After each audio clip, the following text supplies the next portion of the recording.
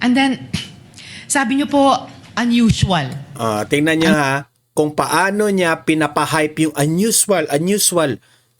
Para sasabihin ng taong bayan na, hala, unusual yung si BP Sara yung pagka-withdraw. But you're familiar with the concept of confidential or discretionary funds? Or hindi? In government parlance? Wala po kang Okay. alam. No, kasi kung hindi ka familiar, Ah. whether that agency has 50 million discretionary funds or let's say if you were the manager sa OP and they had, I don't know how much now, 10 billion, you won't find it unusual kung Correct. Demonstrates graft and corruption Your Honors, and betrayal of public trust. I'm With the permission of apologize the Honorable De Lima, yes, Council for Your Honors, Respondent. again, Your Honors, I think we have to object to the statements being made by the Honorable De Lima, with all due respect, of course. Your Honors, they can do that through the offer of their evidence, Your Honor. Chair will instruct the this is Honorable De Lima another- to kindly limit her statements. I was listening intently in the beginning. It was okay, Honorable De Lima, but later on, you did make conclusions of law already, which the chair orders to be stricken from the Correct. record. Sa kabuuan ng ebidensya, makitang hindi lang mga simpleng irregularidad ang nangyari. Objection, Your Honor. Malinaw Again, ito. objection, Your Honor. Honorable De Ang Lima, I would have to systematikong stop paraan. you. This is out of I would line. have to stop you at this point. Heto na nga, no? Nagkainitan po sa day 10 ng impeachment trial ni Vice President Inday Sara Duterte. Nagkainitan po itong si Attorney Powa ng defense team ni VP Sara at saka itong si Prosecutor De Lima ng House of Representatives. Nagkainitan sila dahil po sa opening statement nitong si De Lima. Kasi itong si De Lima nag-conclude kaagad. Ang nangyari, pinatahimik siya ni Presiding Officer Cheese Escudero. Deserve mo yan, De Lima. Mamaya, ipapakita ko yan sa inyo. Ito, mamaya unahin muna natin itong bagong witness ng mga prosecutors, itong ex-Land Bank executive na si Violeta Constantino. Ako, unang-una pa dito, no? Parang ang sabi ko, talagang ang witness nila, ex talaga, no? Yung nagtatrabaho dati na ngayon hindi na. Bakit kaya? Nagtatanong lang ako, ha? Kasi po, binigyan nila ng emphasis. Yung mga senador dyan na mga halik sa puwet sa Malacanang, pinahype nila yung unusual yung pag-withdraw nila ng 125 million. Unusual. Buti na lang, itong si Senator Judge Alan Peter Cayetano, matalino.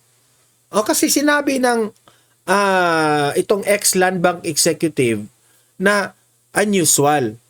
Di sinabihan siya ni Senator Alan Peter Cayetano na, ma'am, alam mo ba kung may knowledge ka ba kung ano yung confidential funds? Sinabihan siya ng ganyan. Sabi niya, hindi ako masyadong familiar dyan sa confidential funds. Ang sabi ni Senator Alan Peter Cayetano, kasi kung alam mo kung ano ang confidential funds, hindi yan magiging unusual sa mata ng nakaalam sa confidential funds. Sapol sila dito sa argumento ni Senator Alan Peter Cayetano. Pero yung ibang mga senator judge dyan, unusual. Ang corny ninyo. Okay, so yun po ang mga ipapakita nating videos at magre-react tayo detailed by detailed. Pero guys, bago natin ito pag-uusapan, help me po muna na i-like at saka i-share itong ating video para guys kakalat ito sa taong bayan. At sa mga hindi pa nakasubscribe dito sa ating channel, mag-subscribe na po kayo para lagi kayong updated dito sa ating mga issues, balita, breaking news, patungkol po dito sa impeachment trial ni VP Sara. Okay? So, yan. Subscribe na po kayo, subscribe na. At bago natin simulan, no, pahirit muna tayo dito sa mga loyal na mga nanonood lagi dito sa ating programa, dito sa Donmar TV. Berlita Kayanong. Good morning, Donmar. God bless you. Watching you from Digos, Davao del Sur. Ayan, ma'am. God bless rin sa inyo, ma'am. At shout out sa mga kababayan natin dyan sa Digos, Davao del Sur. Ma'am Berlita, thank you. Tata Fernandez. Ayan, good morning, Donmar. My favorite vlogger. Lagi akong nanonood sa iyo. Watching from Surigao City. Ayan, maraming salamat sa iyo, Tata Fernandez. Ayan, good morning rin sa iyo at sa mga kababayan natin dyan sa Surigao. Rimiter Teresa, good morning, Donmar TV watching from Malaysia. So, I think tapos na ito. Tapos na pala natin itong anong tawag doon? Na shout out kahapon. Okay? Itong pero anyway. Okay. So, unahin muna natin itong ex-Land Bank Executive Violeta Constantino. Ang panibagong o pinakabagong witness ng mga prosecutors na palpak. Hay nako. Ewan ko na lang. Unusual raw. Unusual raw itong withdrawal na ito. Ito. Play natin. Play. Given that there is no cross and therefore no redirect, we now proceed to allow the senator judges for their interventions in the order that they signify their intent to ask questions and make interventions. The Honorable Erwin Tulfo, thereafter the Honorable Rafi Tulfo, thereafter the Honorable Senator Judge Aquino. The Honorable Tulfo is recognized for his interjections and interventions. You have 2 minutes, sir. Thank you, Mr. Presiding Officer. Miss Witness, Miss Constantino, dyan ba talagang account ng mga OVP sa bangko ninyo, sa show? Or si VP lang ang nag-open ng account dyan sa bangko ninyo? Yung Office of the Vice President po. OVP. Opo. So, hindi lahat dyan may account ang OVP? Wala na po akong alam. Okay. Kaya nga po, tanong ko natin, si dating VP Robredo po ba nagbukas din ng account dyan? Actually po, na-transfer lang po sa amin ang MDS account po ng Office of the Vice President noong pong September 2022 nung lumipat po sila ng kanilang office address sa Pioneer, Mandaluyong. Okay. Normal po ba na ganito kalaki ang wini-withdraw ng isang government agency? Is this normal? Nakakita ka na ba nito? Dito na nila sinimulang government banatan. agencies na ganito kalaki ang withdrawal? Wala po. Unusual po ito. Unusual. Yun ang Withdraw- pinakauna nila. Unusual raw yung 125 million na winidraw ng Office of the Vice President. Mamaya, susuplakin ito ni Senator Judge Alan Peter Cayetano. So therefore, kung unusual, Madam Witness, hindi mo kayo nagtanong man lang, para saan po ba kayo ito? Kasi binigay yan kay VP Sara. Kailangan niyang gastahin yan within 11 days. Wala siyang choice. 'Di ba?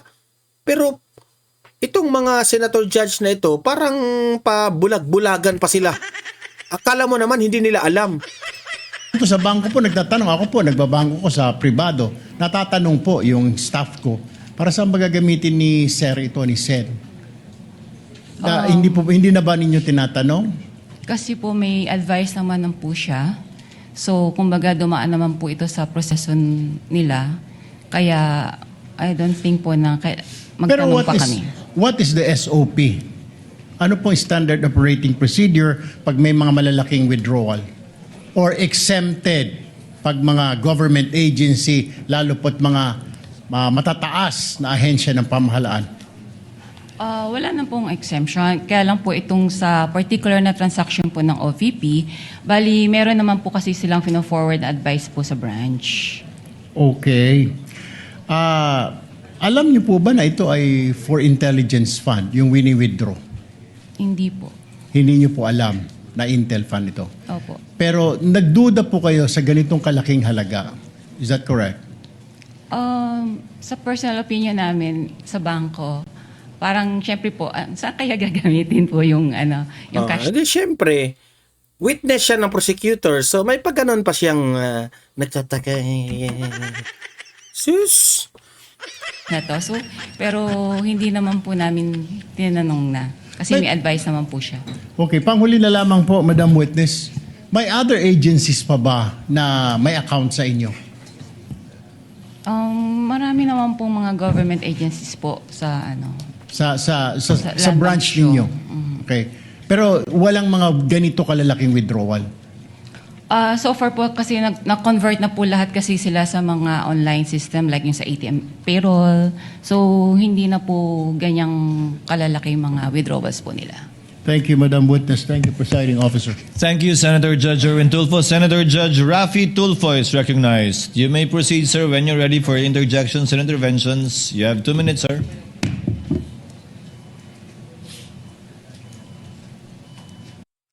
Have you ever seen a product that transforms any ordinary space Skip into a natin. dreamy Skip, underwater skip, world skip, in just skip, 1 skip. second?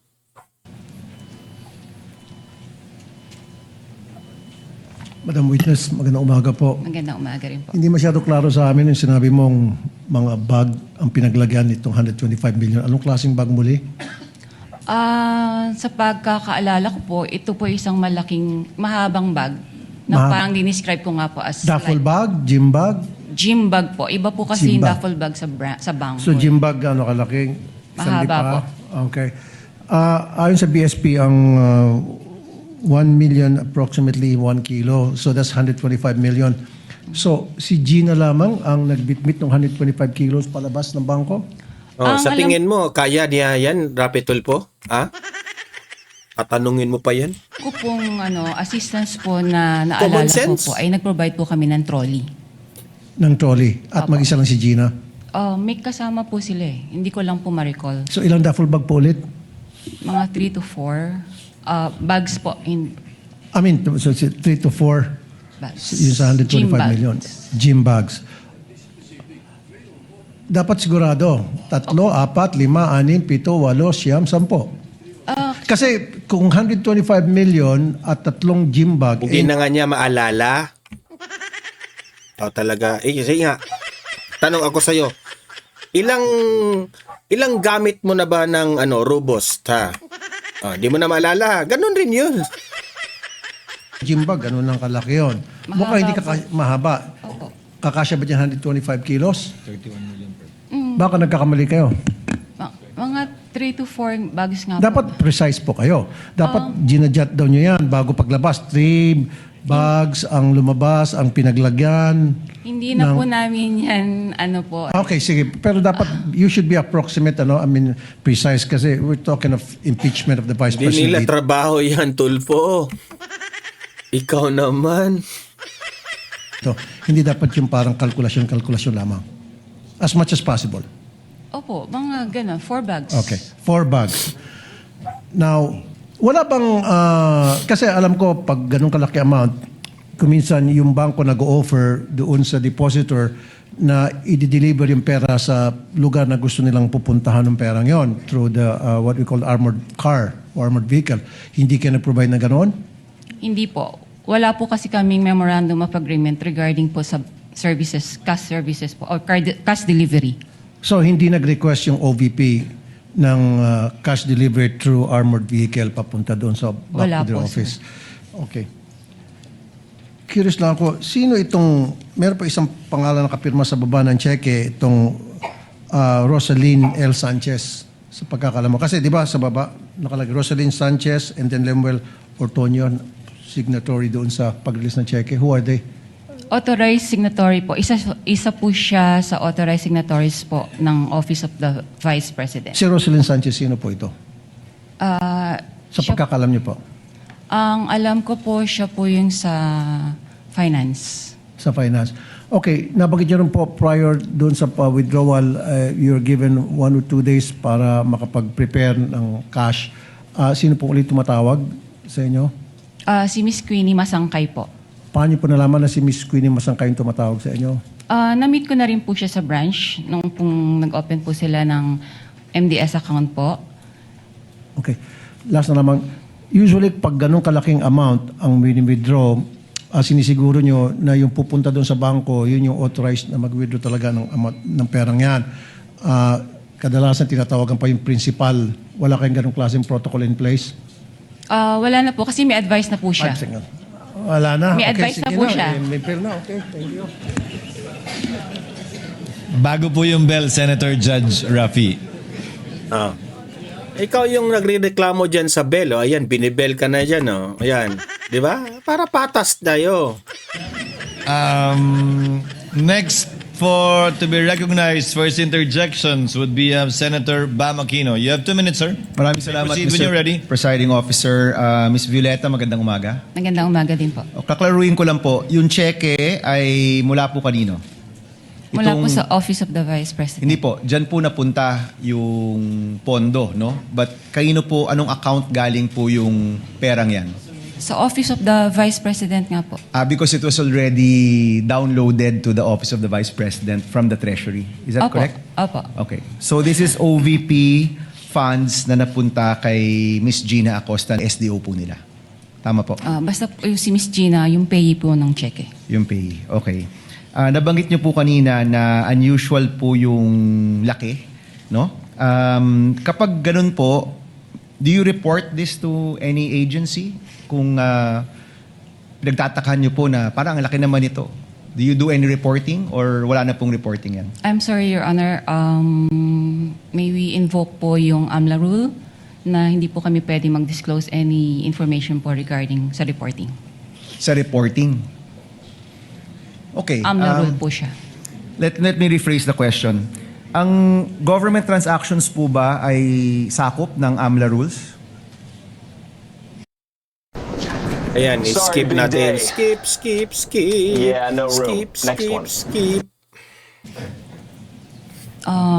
Makakasagot po niyan ang AMLC po. Hindi, pwede niyong sabihin, hindi ko po alam yung sagot. Kayo po isang branch manager, so kayo po yung nasa landmark ng ilang taon. Alam niyo po yung mga rules.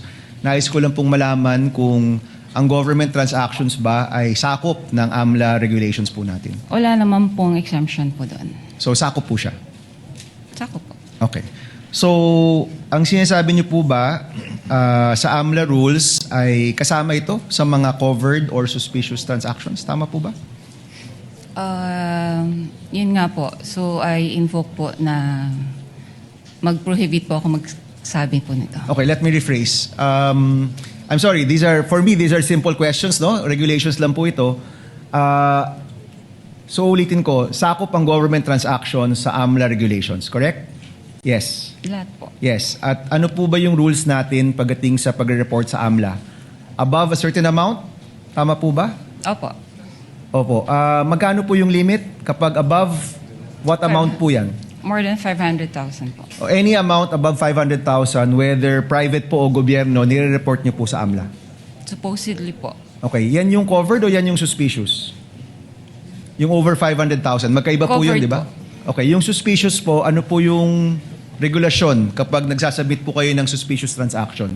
Ano po yung batayan? Bakit ang isang transaction ay suspicious? Kung sa tingin po namin ay doubtful po yung transaction.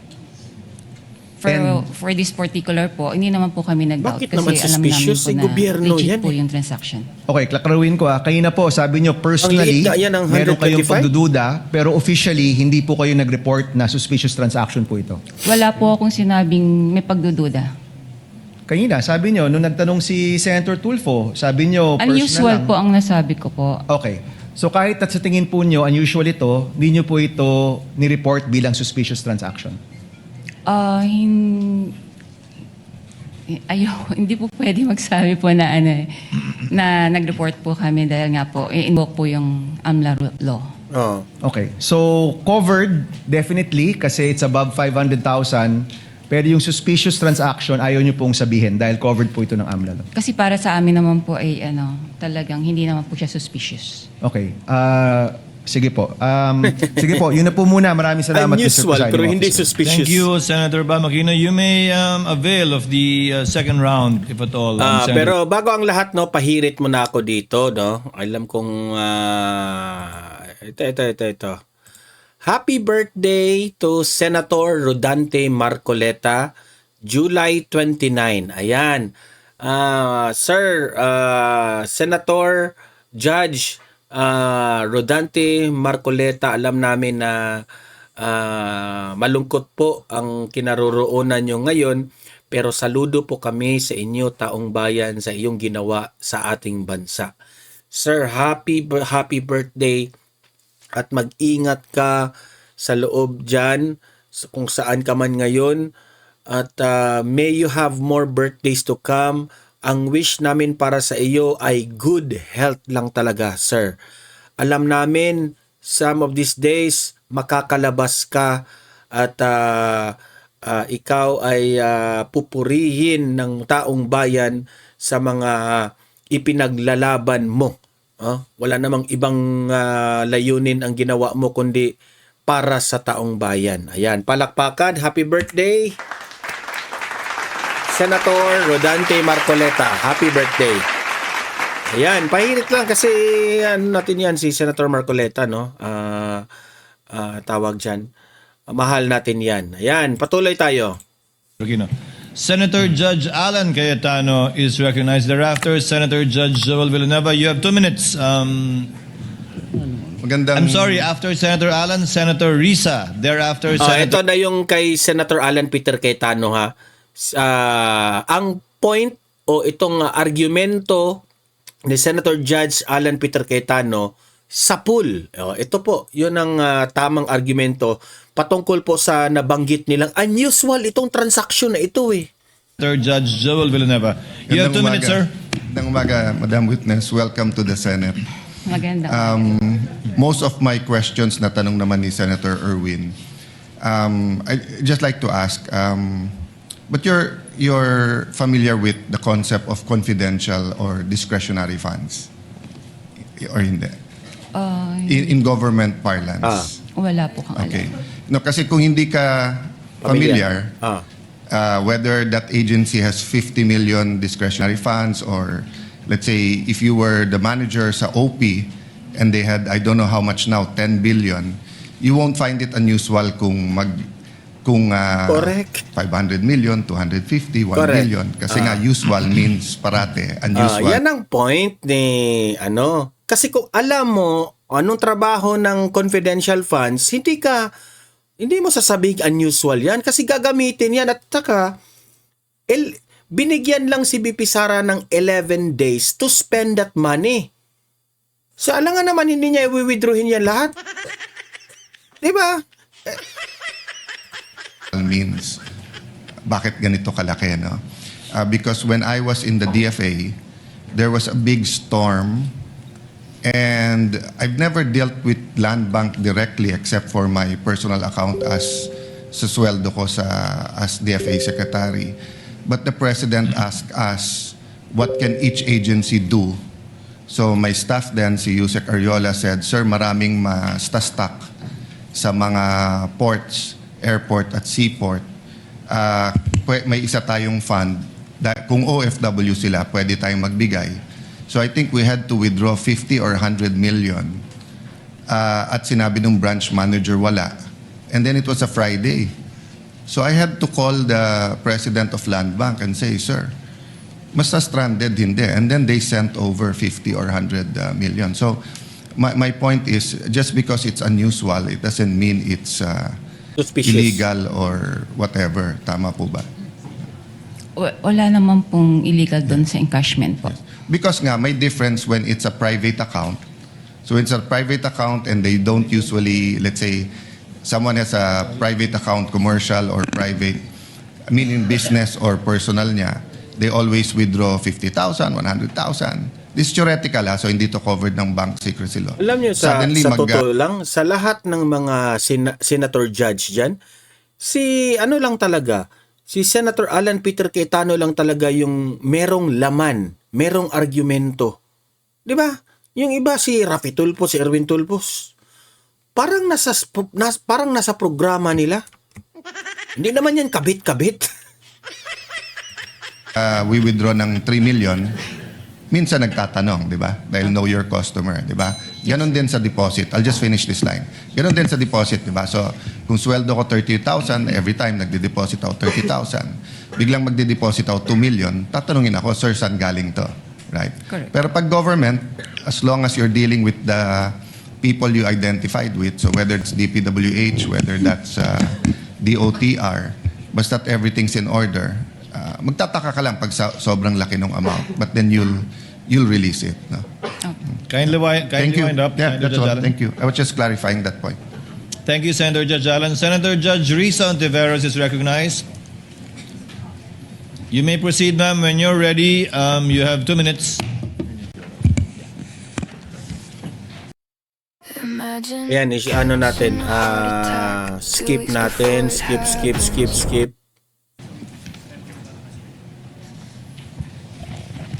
Salamat po, Mr. Presiding Officer. Madam Witness, yung 32 years nyo po na sinabi sa banking industry, yun po ba lahat ay sa land bank lamang? Opo. Okay. And then, sabi nyo po, unusual. Tingnan nyo ha, kung paano niya pinapahype yung unusual. Para sasabihin ng taong bayan na, hala, unusual yung si BP Sara yung pagka-withdraw. Isa rin to eh.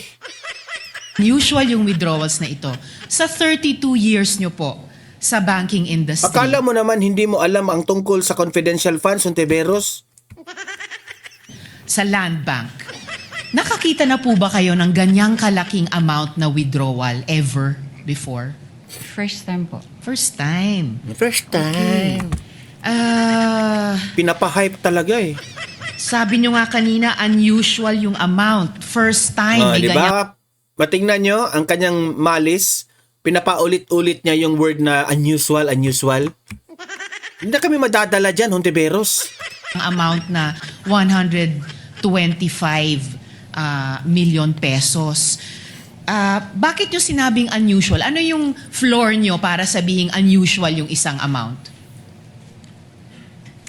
Usually po kasi kaya naging unusual para sa akin kasi cash po siyang kinukuha. Sa other, naman po is, kumbaga nag-issue po sila ng mga cheque sa, yung disbursement po nila. By checks po, hindi po cash. Okay. So, hindi lang yung laki nung halaga na 125 million ang unusual din na yung ganyang unusual amount ay sa cash kinuha at Wala hindi sa talagang mga laman cheque. argumento nito. Okay. And yung 125 million, yun ba yung minimum na pag kinuha in cash, sasabihin nyo unusual? Or meron bang lowest amount na kapag kinuha in cash, sasabihin nyo na rin unusual? Pwede naman po naming sabihin na unusual. Let's say kung over, 500,000 na po siya.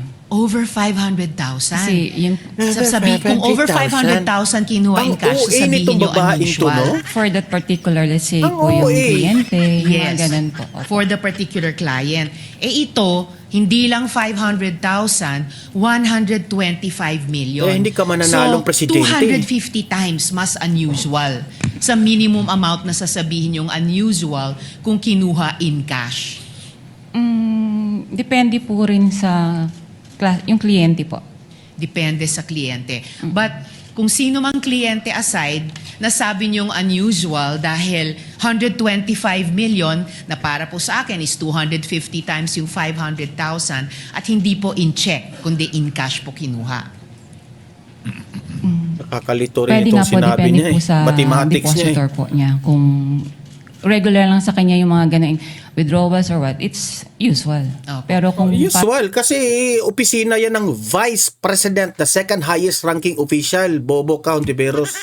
parang for the first time ma-encounter namin that much, unusual po sa And amin. this was your first time. Opo. And in your 32 years, higit 3 dekada, kung masasabi nating pambihirang amount ito in cash, Opo. masasabi nating once in a lifetime yung ganitong amount in cash. Pwede po. Pwede.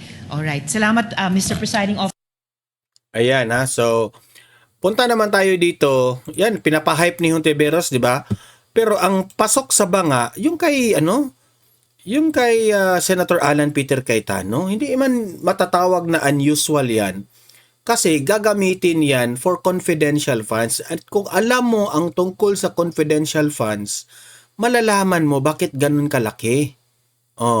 Eto, si Attorney Powa at itong si Prosecutor De Lima nagkainitan dahil sa opening statement. Ito po no, panoorin natin. Ayan. Play. a systemic course of conduct that taken as a whole Na ano siya dito naiirita siya dahil nag-object itong si Attorney Poa kasi nag-conclude ka agad ng mga laws, which is hindi tama yan. Bakit ka mag-conclude? Hindi nga nag-conclude yung mga presiding officers dyan at saka yung mga senator judge dyan. demonstrates graft and corruption Your Honors, and betrayal of public trust. With the permission I of apologize the Honorable De Lima, yes, Council for Your Honors, Respondent. again, Your Honors, I think we have to object to the statements being made by the Honorable De Lima, with all due respect, of course. Your Honors, they can do that through the offer of their evidence, Your Honor. Chair will instruct the this is Honorable De Lima another- to kindly limit her statements. I was listening intently in the beginning. It was okay, Honorable De Lima, but later on, you did make conclusions of law already, which the Chair orders to be stricken from the Correct. record. Sa kabuuan ng ebidensya, makita ang hindi lang mga simpleng irregularidad ang nangyari. Objection, Your Honor. Malinaw Again, ito. objection, Your Honor. Honorable Ang De Lima, I would have to sistematikong stop paraan. you. This is out of I would line. have to stop you at this point. The continuing objection of the respondent is duly noted. I would have to stop you at this point. And I have to my stop due now. apologies, but kindly call your witness already. Thank you, Your Honors. I submit. Thank you very much. Kindly call your witness, Representative Chua. Will the lead prosecutor kindly call their first witness for this morning? Your Honor, may I request that the head prosecutor of Article 1 Confidential Fund, the Honorable Joel Chua, be recognized, Your Honor. The Honorable Chua, member of the panel of prosecutors, is recognized to call their first witness to the stand.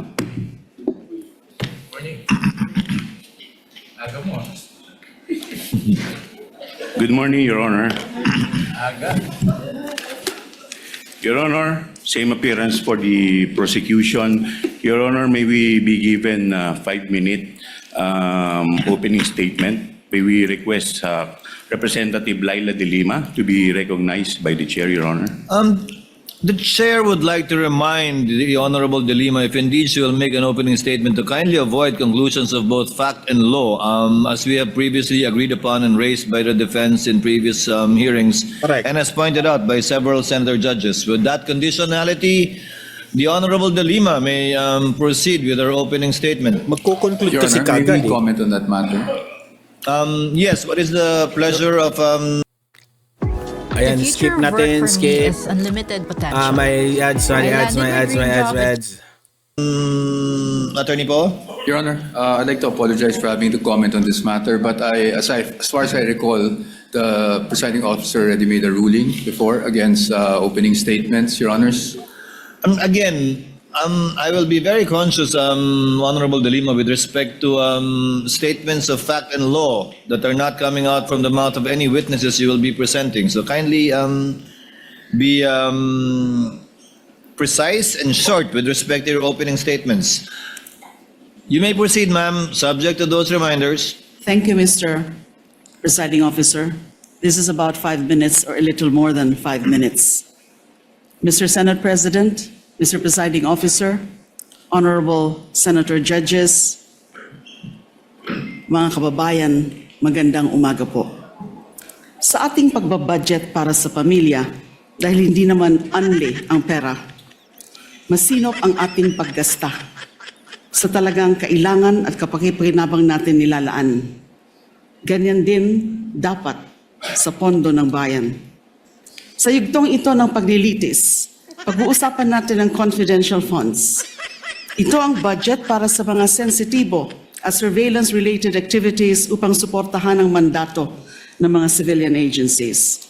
That the budget is intended for confidential operations does not mean that the conduct of the officials involved in the handling of people's money is exempted from the demands of transparency, scrutiny, and accountability. Public office is a public trust. Yan ang sabi ng konstitusyon. Sakop nito ang lahat na nasa gobyerno. At ang utos na yan ay hindi pwedeng balewalain dahil confidential lang o confidential ang pondo. Ang confidentiality ay para protektahan ang lehitimong operasyon at informant. Hindi ito pahintulot para mag-imbento ng pangalan at dokumento. Hindi ito palusot para ibulsa ang pera. Kung confidential ang pondo, Lalo pa ngang mataas ang pananagutang kaakibat nito. The Constitution entrusts this court with the solemn duty to determine whether the respondent vice president committed culpable violation of the Constitution, graft and corruption, and betrayal of public trust. The evidence will show that she did. This case, Article 1, is about 612.5 million in confidential funds entrusted to VP Sara Duterte through the Office of the President and the Department of Education. This is not about one missing receipt. This is not about a clerical error or accounting mistake.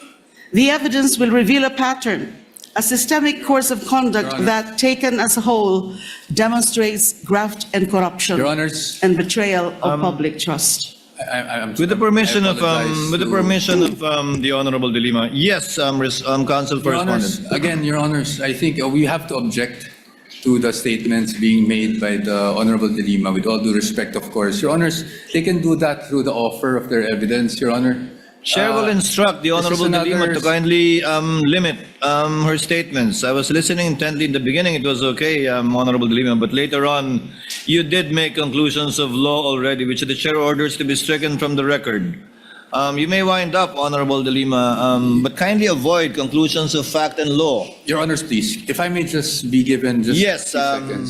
Your Honors, ang naging problema natin nung huling pagkakataon na pinayagan natin yung ganitong statement at sinasabi na nga ng presiding officer is kahit naman i-strike off the record natin, narinig na po at nasabi na. So to allow, Your Honors, again, a continuation of such is really goes into the matter of fair play, Your Honor. Honorable De Again, Lima, with all kindly due respect, wind up. Again, you are forward. Kasi paulit-ulit na lang eh. Naghihintay lang sila kung sisitahin sila kung merong mag-object eh. Di ba? So, ang sabi ni Atty. Powa, bakit paulit-ulit na lang? Tapos nasabi na. Beforehand to kindly limit your statements. Hence, you are faced again with a similar situation. Kindly wind up, Honorable De Lima, and call your witness. Ang dami pong malalampasan sa aking opening statement because Yes, this is but supposed to be an again, overview it is the of the court's case, position the overview of the evidence. to let the witnesses speak, not the counsels, insofar as the evidence is concerned or conclusions of both fact and law. Kindly wind up, Honorable De Lima. I submit to your honors, and so I will wind up. Kapag ang isang impeachable officer, tulad ng pangalawang Pangulo, ay nabuso ang kapangyarihan sa paraang sumisira sa accountability Same o objection, sumusuway Your sa pananagutan, dapat pa ba siyang pagkatiwalaan? Dapat pa ba siyang manatili sa pwesto? When the Filipino people entrusted their money to Vice President Sara Duterte, was that trust honored? That question will not be answered by politics, by general denials, by press releases. It will be answered by the witnesses, by the documents, by audit, and by the evidence, and the prosecution is ready to present it. Sa kabuuan ng ebidensya, makitang hindi lang mga simpleng irregularidad ang nangyari. Objection, Your Honor. Malinaw Again, ito. objection, Your Honor. Honorable De Lima, I would have to Sistematikong stop paraan. you. This is out of I would line. have to stop you at this point. The continuing objection of the respondent is duly noted. I would have to stop you at this point. And I have to My stop due now. apologies, but kindly call your witness already. Thank you, Your Honors. I submit. Thank you very much. Kindly call your witness, Representative Chua. Winarningan ka na nga eh. Ang tigas ng ulo mo. Thank you, Your Because Honor. of Your all the Honor, we combined- are going to present our first witness in the person of Miss Violeta So Cons- yan na po yung pagpipresenta ng witness, di ba? Nag-present, tapos yun na yun. Inuna natin yun eh, di ba? Tinanong na yung si witness na si Violeta Constantino. Ang sa akin lang dito, ang point, no? Ang ganda na talaga ng point ni Atty. Poa. Sabi ko, ang galing talaga na hindi niya hinahayaan na mag-conclude kaagad ang mga prosecutors about the facts of law. Mag-conclude sila kaagad na meron ng graft corruption na nangyari, meron na pong betrayal of public trust ang nangyari. Hindi po pwede yan. Di ba? I-prove nyo muna. Kaya nga, ino-object ka niya ni Atty. Poa eh. Di ba? Kasi hindi yan pwede. Sabi nga ni Atty. Poa, kung hahayaan natin na itong mga prosecutors na ito, na lagi na lang silang ganyan, babanggitin nila ang mga ganyang sinabi, tapos sisitahin natin sila to stop ganun ganyan, inasabi na nila, mali yan. Kung paulit-ulit na lang na laging sinasabing ganyan tapos sisitahin, dapat may sanction na yung mga ganyan di ba? Inaabuso nila ang korte. Buti pa itong mga itong mga defense team ni BP Sara, very professional and very respectful po sa rules dyan sa loob ng impeachment trial. Itong prosecutors halatang halata mo talaga na mga may malis yung kanilang mga ginagawa. Kakahiya kayo. Sa totoo lang. Tapos, yung unusual, no? Itong si Hontiveros rin pinapahype niya na gusto niyang i-project niya, unusual talaga yung yung transaksyon na nag-withdraw yung Office of the Vice President. Mantakin nyo siya, Senator Judge siya. Pero hindi mo makita sa mga tanong ni Hontiveros na siya po ay patas, neutral. Ikaw, isa ka sa mga judges sa impeachment na ito. Tinatawag nga kayong Senator Judge. Wala kang karapatan para ipa-hype yung issue ng unusual. Di ba? Kaya tama yung point ang tanong ni Senator Alan Peter Cayetano Ma'am, sinabihan niya yung witness. Alam niyo ba yung patungkol sa sa confidential funds? Sinabi naman ng nagtatrabaho sa bangko, wala akong alam patungkol diyan. Kaya nasabi mong unusual. 'Di ba? Kaya nasabi mong unusual. So maganda yung point ni Senator Alan. So ayan guys, paki-like, paki-share itong video natin, no? Sa mga gustong mag-comment at magpalabas ng inyong opinion, ay isulat nyo dyan sa comment section para mabasa po natin. Alam naman po natin na marami pong mga nanonood dito sa Donmar TV na mga bright at mga magaganda rin yung mga argumento. So natutuwa po tayong nabasa natin yan kasi makakuha tayo ng mga ideas ninyo. Okay? Sa mga hindi pa nakasubscribe, subscribe na po kayo. Okay? Kung nagugustuhan ninyo ang ating talakayan ngayon. See you in my next video. Have a great day. Have a great night. God bless po sa ating lahat. Mabuhay ang Pilipinas and God save the Philippines. Bye-bye.